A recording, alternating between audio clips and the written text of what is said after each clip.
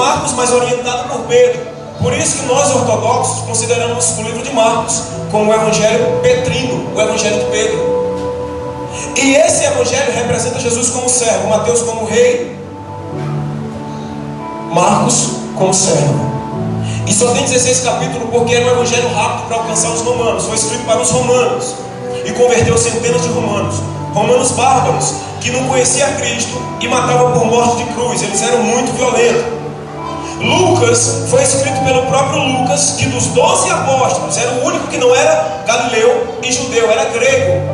E ele foi escrito por Lucas, mas orientado por Paulo. Por isso que o evangelho de Lucas é o evangelho paulino.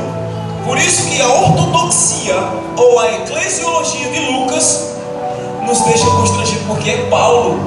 Lucas só escreveu, saiu da boca de Paulo. Não estou magnificentizando esses homens, mas a patente de Paulo era uma patente doutoral no que tange a ministério. Agora preste atenção.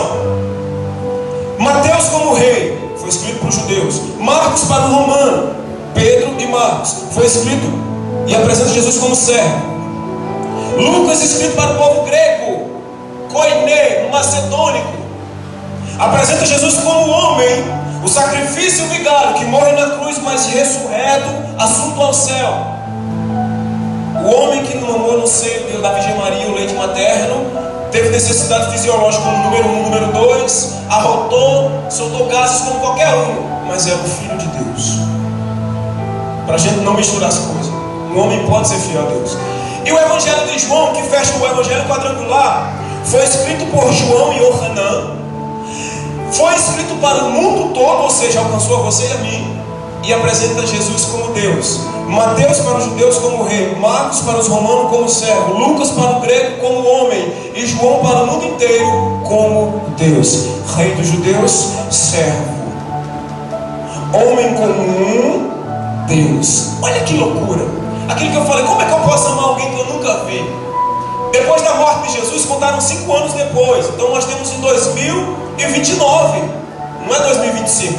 Porque no calendário original eles adulteraram isso. Satanás sempre esteve disposto a mudar muita coisa. Carta geográfica, as leis, a história. Até hoje muita gente ainda pensa que foi Pedro Álvares Cabral que descobriu o Brasil. Foi não, foi Dom Pedro I. Porque eles mudaram. Pedro Álvares só expandiu, Dom Pedro foi quem descobriu. Então eles mudam muita coisa da história. Agora preste atenção. Esse evangelho quadrangular, diga comigo, Mateus, Marcos, Lucas, João. A palavra Mateus significa presente de Deus. Lucas significa lucânio, aquele que provém da luz. Marcos significa o quê?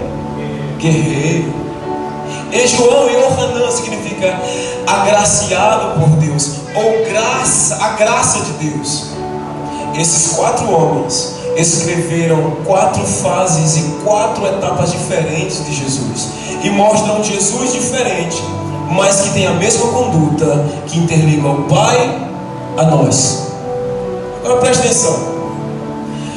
Nós vivemos para Cristo, por Cristo, porque viemos dele. Nós não temos vontade nem querer. Eu posso escolher a roupa que eu quero usar, eu posso escolher uma casa que eu quero comprar, mas eu só sirvo a Deus.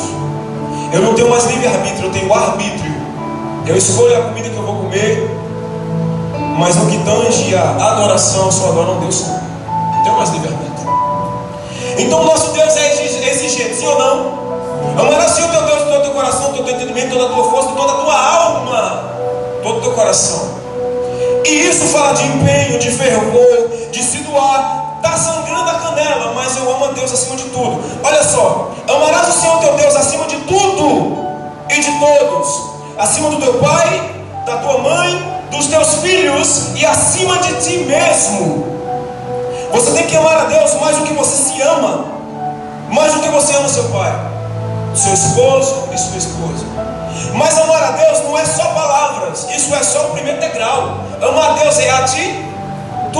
Os discípulos deram sua juventude, eles não tinham 35, 40 anos não. O mais velho era Pedro, com 26 anos. 26 anos, segundo a Midrash. Os outros tinham menos de 20. Suspeita-se que João tinha 16 anos. Olha só. Os outros tinham 17, 18, 19. Por isso que Jesus mandou Pedro pagar o imposto dele, que tinha 30 anos, Jesus, e de Pedro, que tinha seus 26. Jesus escolheu jovens. O único que era casado era Pedro. Os outros não casaram.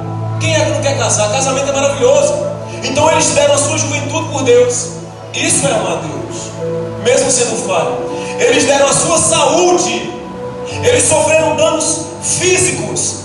Foram açoitados, despidos em praça pública, apedrejados, vilipendiados, ultrajados, vaiados, ridicularizados. Eles foram espancados de punho, costa das mãos, vara que rasgou o tecido da sua pele. Tiveram febres, altos graus de febres, e tiveram que passar azeite, erva do campo, por curandeiros das regiões circunvizinhas. Jesus não se livrou disso. Se você tem que padecer algum mal por Cristo, é a sua coroa. Aquele que quiser vir após mim, vá na minha frente. É isso? Sente ali que eu vou pagar uma pizza, uma batatinha frita com refrigerante. Negue-se a si, tome sua. É bom levar cruz, irmão? Cruz é leve? Cruz machuca, sim ou não? E você tem que arrastar, porque existe um abismo entre o fim do mundo e o céu. A sua cruz é que vai ser a ponte para você chegar a Deus. Então leve sua cruz, não corte pedaços não. Cruz é sofrimento, é luta, é batalha que você tem que enfrentar. Crise de ansiedade de noite quando ninguém te vê, problema de nervos, medo, pesadelos, medo da solidão. Tem gente que tem medo de um bocado de coisa, tem gente que tem medo de ser abandonado. Sua cruz, abandono, fuxico. A pessoa que você ama agora porque aceitou a Jesus parece que odeia. Você mostra isso. Cruz, sofra por Cristo, porque Cristo